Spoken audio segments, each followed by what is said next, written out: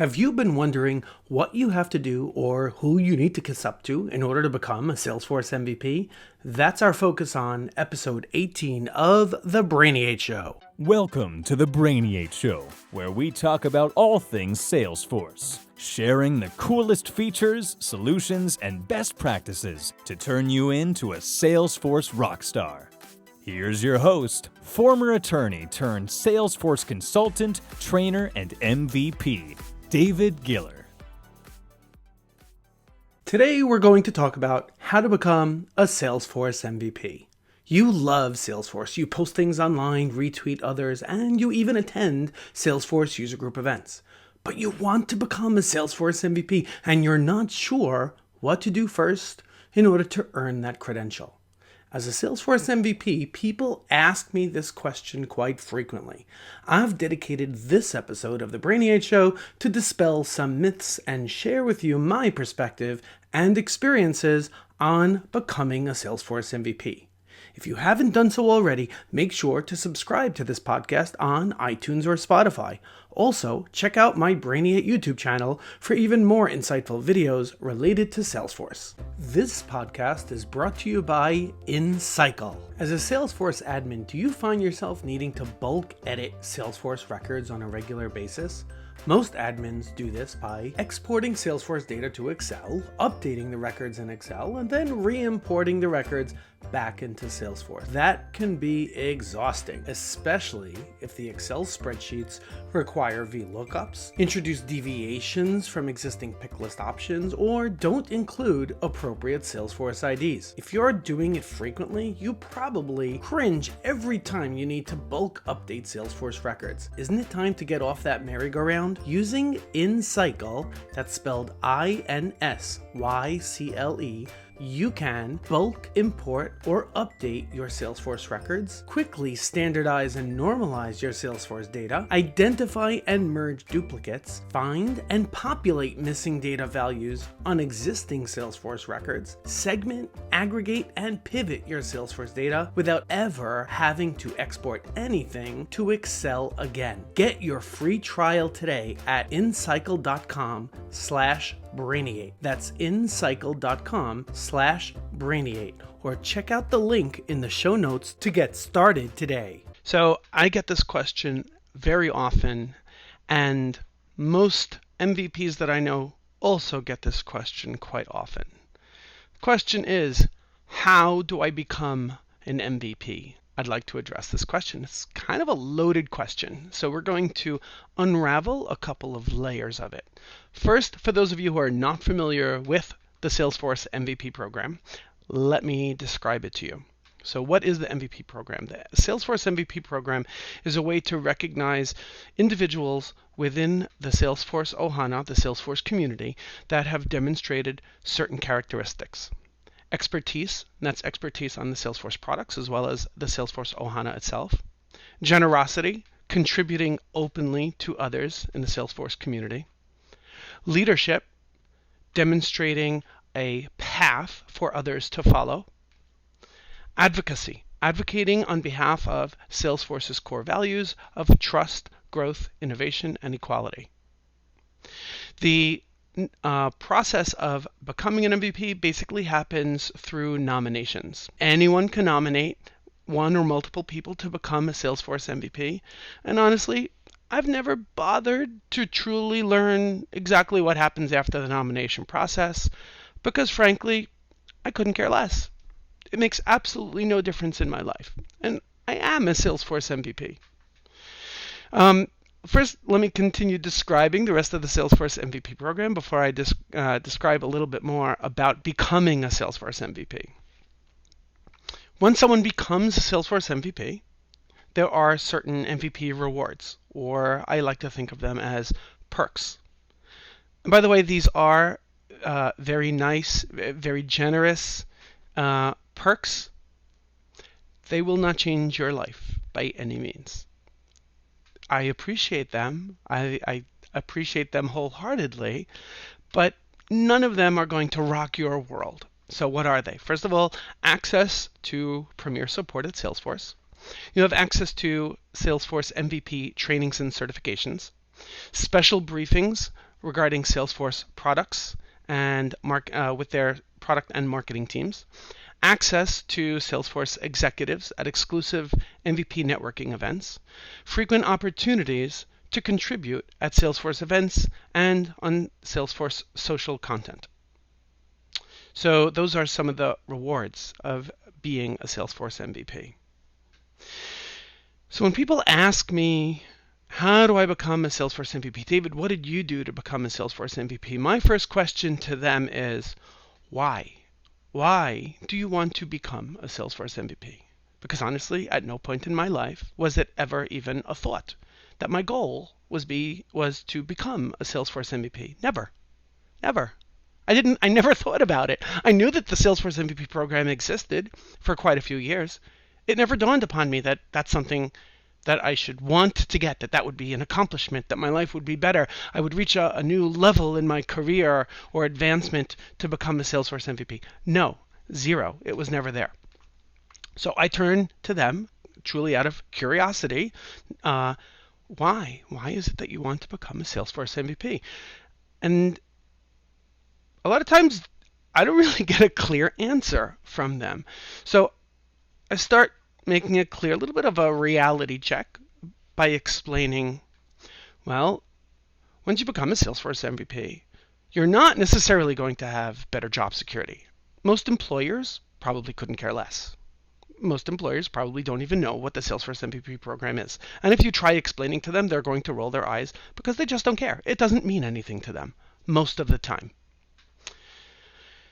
You're not going to get more friends out of it either.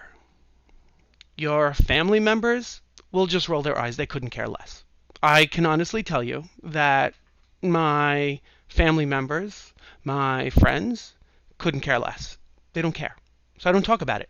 They're the ones who often ask me because they think that there's something mysterious when they see somewhere online my name mentioned as far as an MVP or something, or I do include it on my social media profiles, the fact that I happen to be a Salesforce MVP. So other people have far larger assumptions about what the MVP label even entails or how it impacts someone's life. But for me, it's like, okay, yeah, so I happen to be a Salesforce MVP. Okay. And lastly, once you become a Salesforce MVP, you're not going to suddenly get wealthy. No one is going to be throwing money at you. So I honestly don't know what the big mystery is about this fantasy level of what's going to happen, what's going to change in your life if you were to become a Salesforce MVP. So now that we have that out of the way, let's address the question, let's go down one layer of how do I become an MVP? Or how did most people become MVPs? So as I mentioned earlier, and by the way, you can look it up. You can just Google Salesforce MVPs and you'll see what the MVP program is about. There is no real secret magic recipe. The individuals who have become Salesforce MVPs, we all have, in many ways, very different personalities. There are some common attributes for sure, because the attributes that I mentioned earlier definitely apply to most people who are MVPs. But at the same time, we've all done it in slightly different ways. Some of us are bloggers and some are podcasters and some don't do any. Some just share on social media. The lights keep going on me every time I record a video. Some of us have blogs. Some of us do not. Some of us get involved. Many, I would say probably most Salesforce MVP get very involved in the local user groups. Many are leaders in user groups, but not all are user group leaders. So there is no secret magic recipe. We are not, the Salesforce MVPs are not cookie cutter clones of each other. So we all look and act and talk differently and interact with the world differently and interact with the community around us in different ways, although there is a common thread because all of us have demonstrated these core values, and that's just part of our DNA, and how we express it is all based on individuality. So in the end, my recommendation is simply do what you think is best to share your own knowledge, your own expertise, your own wisdom, your own leadership with others in the Salesforce community. And don't chase labels. Your goal in life should not be to earn that MVP label. Most MVPs that I know did not do anything to proactively earn that label.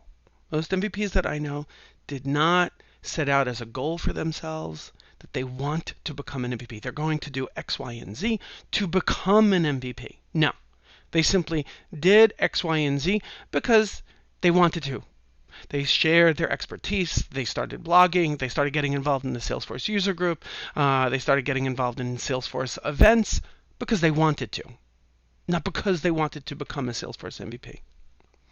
So now let's look at that element of it. If you are looking for ways to help others in the Salesforce community, in the Salesforce Ohana, how can you do it? What can you do? There are tons of opportunities for you. You can share your knowledge, your Salesforce knowledge, with others at work, in your own company where you're employed. Share your knowledge with others. Start there. Start with the people that you interact with most at your place of employment.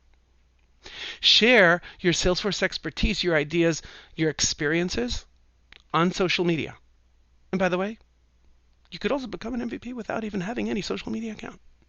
You don't have to have a social media account. You don't have to be active on social media, but many people are. So that's one incredibly easy way of sharing whatever's in your head, whatever your experiences, the best practices, the knowledge, the ideas. Go ahead and share it with others.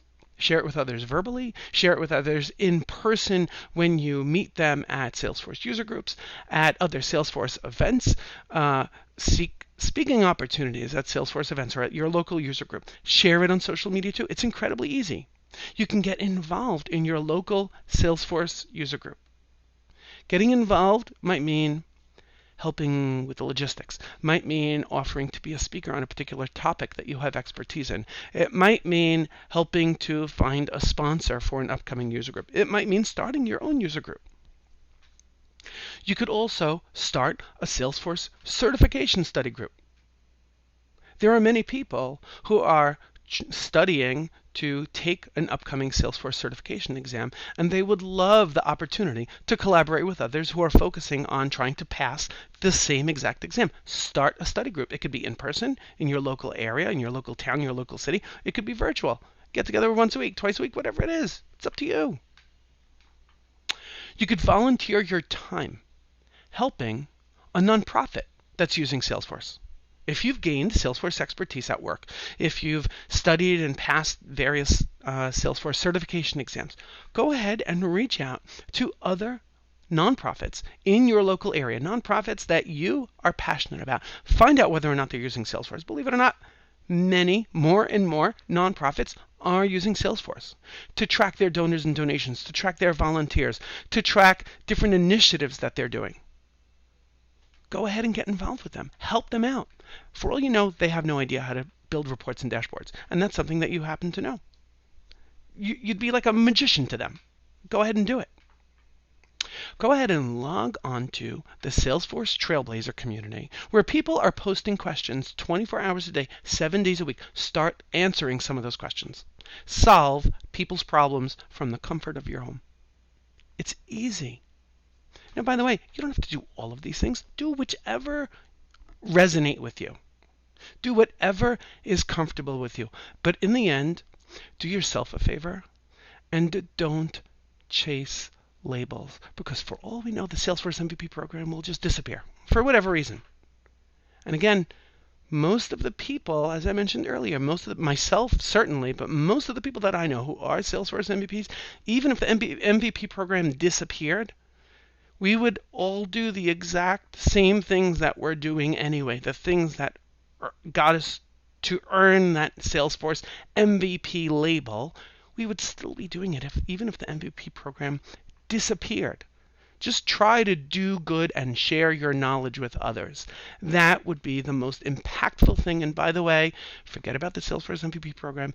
That would be the most rewarding thing for you. Forget the other person that you're helping. It will be incredibly fulfilling and rewarding for you to help others from the knowledge and the expertise and the wisdom that you've attained. Anyway, Go for it. Tell me what you're doing. Leave me a note if you have any thoughts on this particular topic. Leave me a note. And if you have a question that you want me to help answer related to Salesforce, go ahead and drop me a line. Bye-bye. I hope you enjoyed this episode of The Brainy Show. If you found this content helpful, feel free to share it with your colleagues at work and on social media. If you have additional thoughts on the topic, go ahead and drop me a note, as I would love to hear from you. If you haven't already done so, make sure to subscribe to this podcast on iTunes or Spotify. Also, you might want to check out my Brainy YouTube channel for videos, demos, and other wacky Salesforce-related content with corresponding visual elements to help you become a Salesforce rockstar. Also, don't forget to check out the show notes for links to any resources that I mentioned today. I look forward to seeing you in the next episode.